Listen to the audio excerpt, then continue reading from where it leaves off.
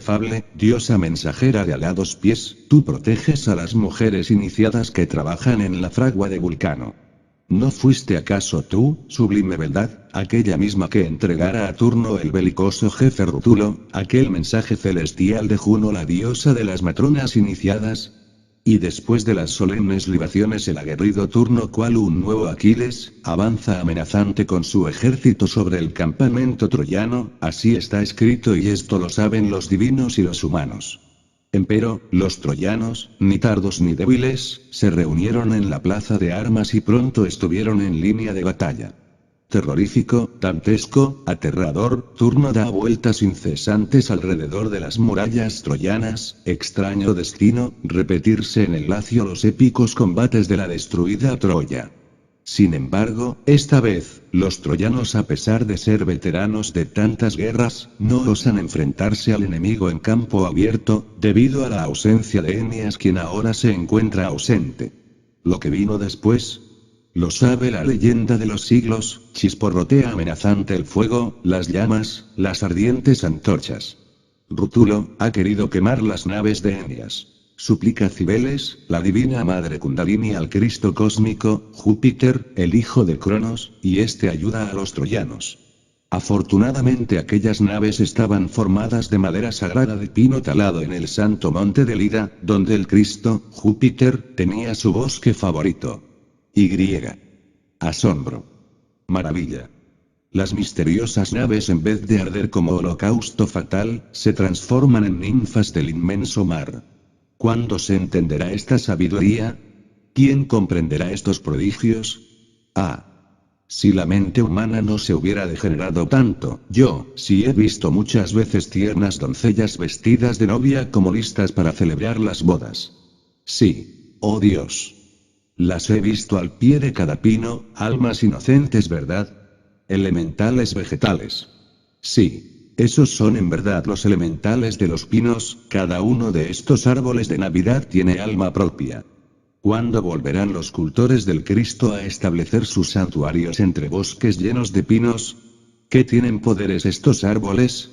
¿Quién osaría dudarlo? ¿Pudieron acaso los guerreros de Turno, el nuevo Aquiles, convertir las naves troyanas en holocausto?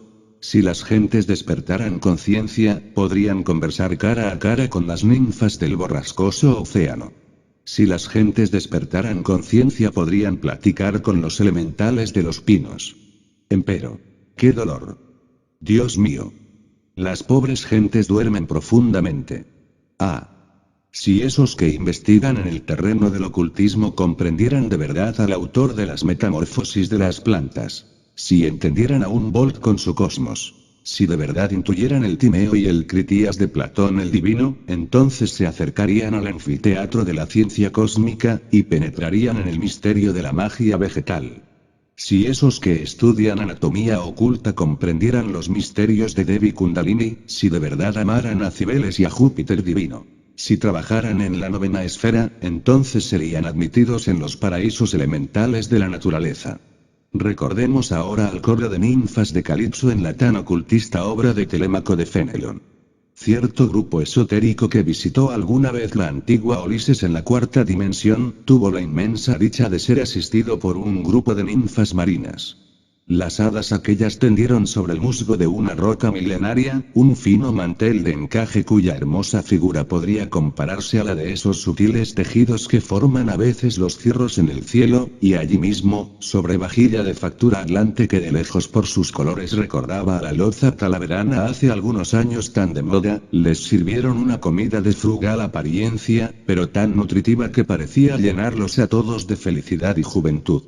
El trigo, el centeno, el arrope, el maíz, la coca, la nuez de cola, el pan sopari, que los adeptos indostaníes dan en señal de alianza a sus discípulos, la miel, el mosto sin fermentar, 1000 jugos y melazas indescriptibles constituían los platos. Deliciosos platillos que ni Brillat Savarin probó nunca, ni Montiño y Altimira alcanzarían jamás a comprender. Un licor fragante, servido en copa de ágata que recordaba al cáliz del Santo Grial, terminó por sumir a este grupo de hermanos en un estado extraño, misterioso. Se sintieron contentos, felices, llenos de vigor y de urdimiento, y capaces de embarcarse sin temor alguno en la aventura más terrible. Sobra decir que dicho grupo exploró la Atlántida y conoció todos los misterios del sumergido continente. Yo también conocí dos ninfas maravillosas cuando navegaba en un velero por el mar Caribe. Ellas vinieron a nuestro encuentro por entre las embravecidas olas, eran de una belleza incomparable. La una tenía el color de las violetas, doncella delicada, flotaba entre las aguas y a veces caminaba con un paso rítmico e inocente. Avances dulces, ágiles y sencillos, sin nada de animal y mucho de divino. Parecía más bien una india de pies desnudos. La otra tenía el color maravilloso de los corales. En la forma cordial de su boca la fresa dejó su púrpura y en el sutil dibujo delicado de aquel rostro, resplandecían sus ojos. Rayaba la aurora en el océano, las vi y me hablaron con el verbo de la luz. Luego muy despacio se acercaron a la playa y se subieron sobre las rocas de los acantilados. Yo me hice amigo de esas dos ninfas maravillosas y cuando pienso en sus poderes y en esos barcos de Eneas transformados, me sumerjo entonces en meditación y oración. Capítulo 40, Runanot.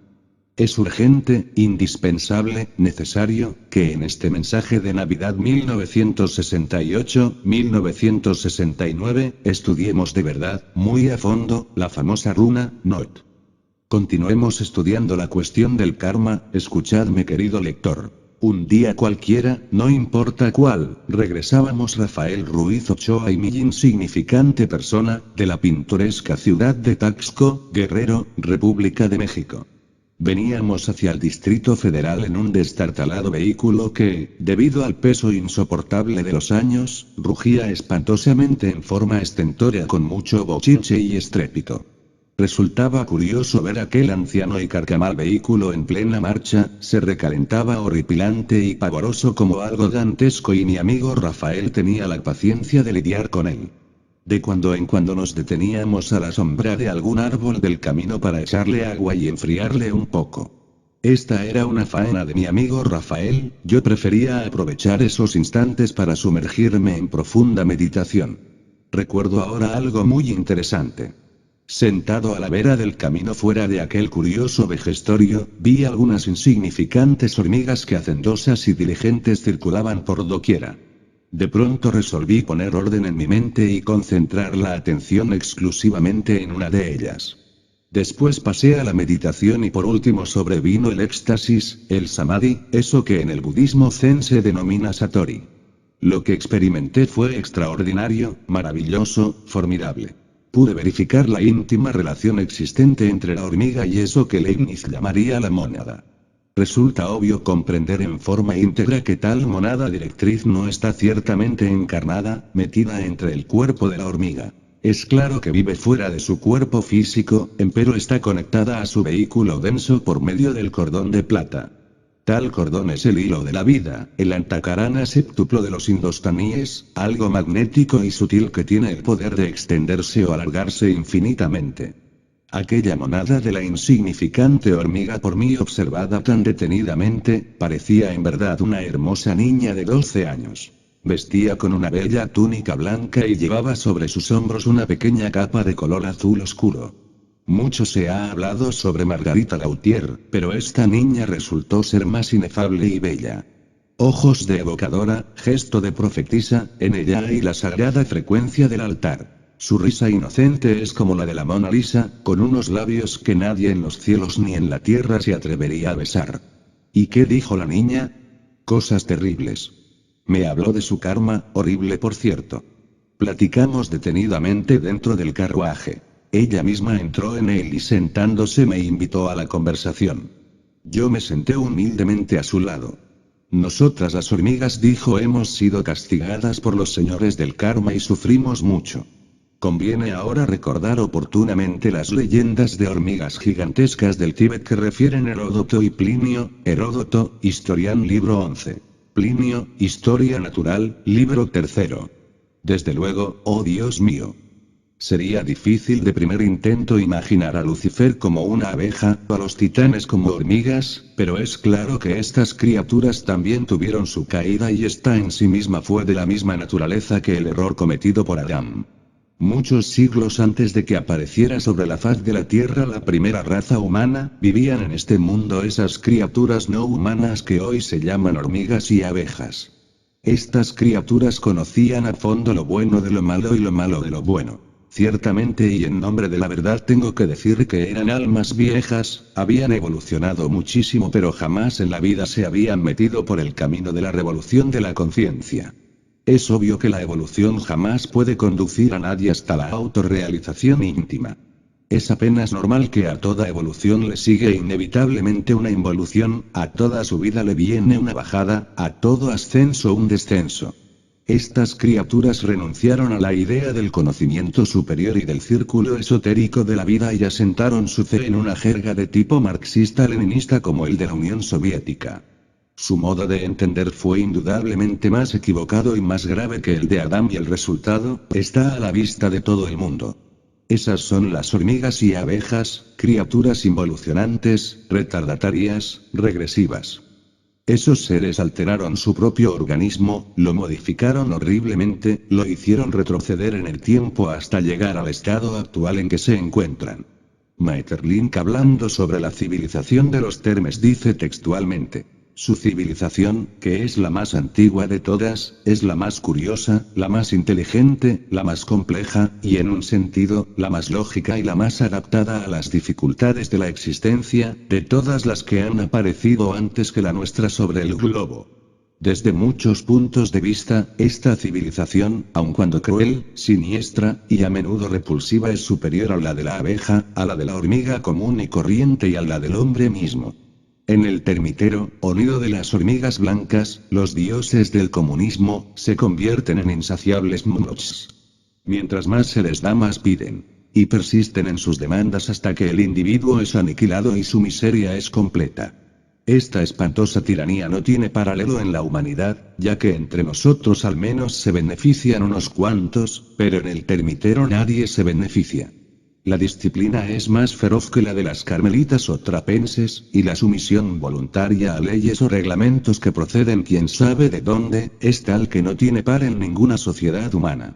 Una nueva forma de fatalidad, quizá la más cruel de todas, la fatalidad social a la que nosotros mismos nos encaminamos, ha sido adicionada a las que ya conocíamos y que nos han preocupado ya suficientemente. No hay descanso excepto en el último de los sueños. La enfermedad no se tolera, y la debilidad lleva consigo su propia sentencia de muerte. El comunismo es llevado a los límites del canibalismo y la coprofagia. Exigiendo el sacrificio y la miseria de los muchos para el beneficio y la felicidad de nadie, y todo esto con el objeto de que una especie de desesperación universal pueda ser continuada, renovada y multiplicada en tanto que viva el mundo. Estas ciudades de insectos, que aparecieron antes que nosotros, podrían servir casi como una caricatura a nosotros mismos, como una parodia del paraíso terrenal al cual tiende la mayor parte de los pueblos civilizados. Maeterlinck demuestra en forma evidente cuál es el precio de este régimen de tipo marxista-leninista. Solían tener alas, no las tienen más. Tenían ojos, han renunciado a ellos. Tenían un sexo, lo han sacrificado. A esto solo nos cabe ahora añadir que antes de sacrificar las alas, la vista y el sexo, las hormigas blancas, y todas en general, tuvieron que sacrificar su inteligencia. Si en principio se necesitó una dictadura de hierro para establecer su comunismo abominable, después todo se volvió automático y la inteligencia se fue atrofiando poco a poco desplazada por la mecanicidad. Hoy nos asombramos al contemplar un panal de abejas o una colmena de hormigas, solo lamentamos que ya allí no exista inteligencia y que todo se haya vuelto mecanicidad. Hablemos ahora sobre el perdón de los pecados. ¿Puede acaso ser perdonado el karma? Nosotros decimos que el karma es perdonable. Cuando una ley inferior es trascendida por una ley superior, esta última, en sí misma tiene fuera de toda duda el poder extraordinario de lavar a la primera. Empero hay casos perdidos tales como el de hormigas y abejas, dichas criaturas después de ser personalidades normales, involucionaron, se deformaron y empequeñecieron hasta llegar al estado actual. Yo debía karma de vidas anteriores y fui perdonado. Ya se me había anunciado un encuentro especial con mi divina madre Kundalini. Sabía muy bien que, al llegar a determinado grado esotérico, sería llevado a su presencia. Y ciertamente llegó el ansiado día y fui llevado ante ella. Un adepto muy